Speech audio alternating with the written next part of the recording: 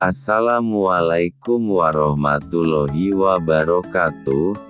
Selamat datang di channel GX Fishing.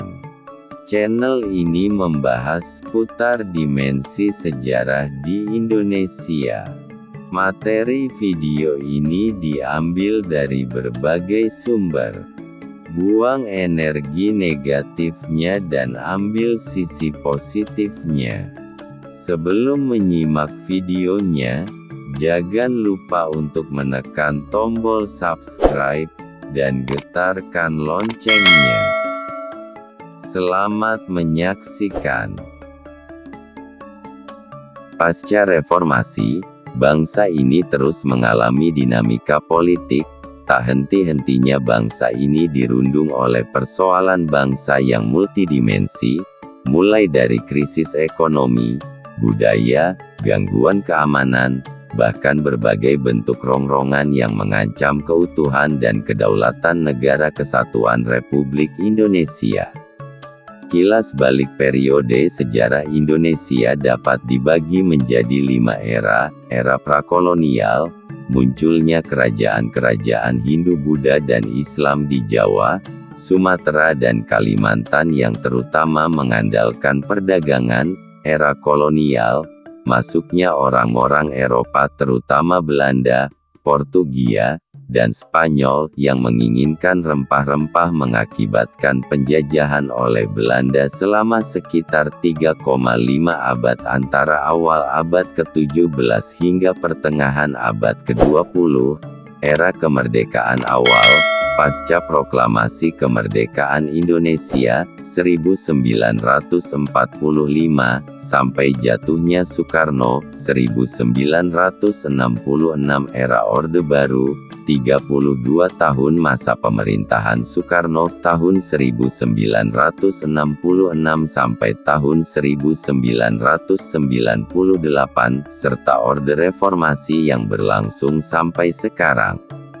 Tepat 24 tahun lalu, Indonesia menghadapi puncak krisis ekonomi dan politik pada Mei tahun 1998.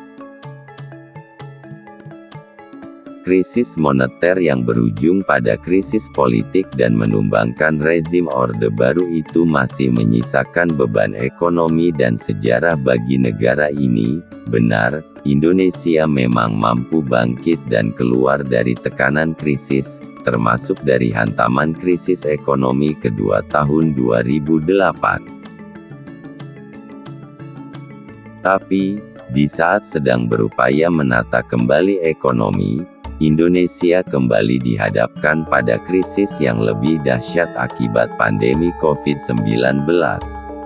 Perlu disadari bersama bahwa tanggal 17 Agustus tahun 1945 bukanlah akhir daripada perjuangan.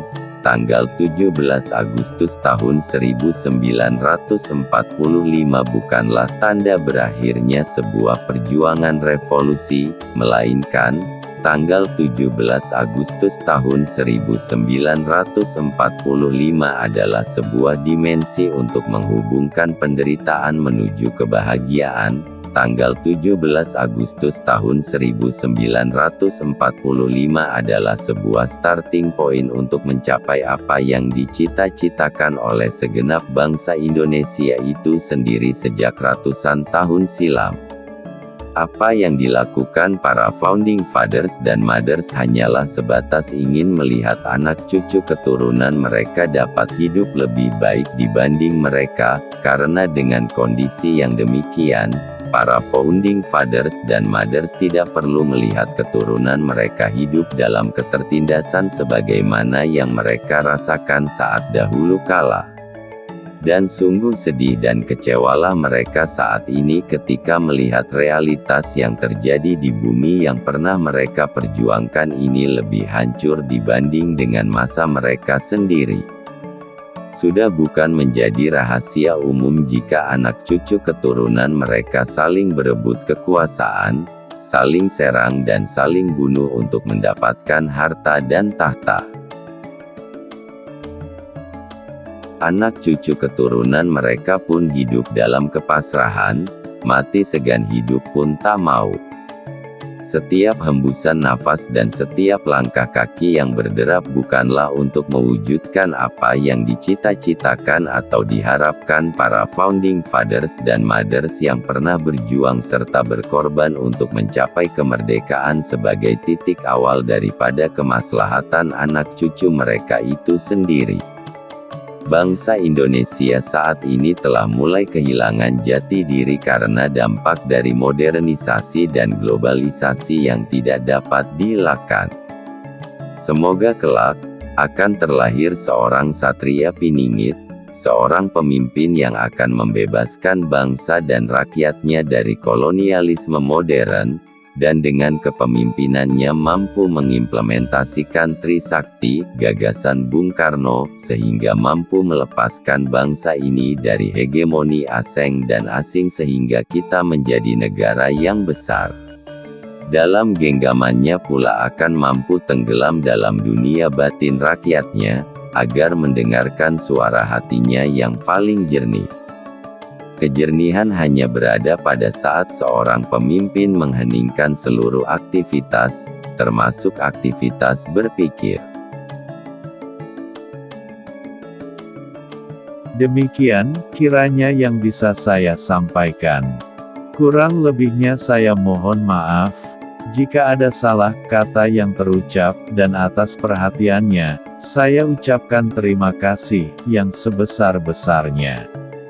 Akhir kata, saya ucapkan wassalamualaikum warahmatullahi wabarakatuh.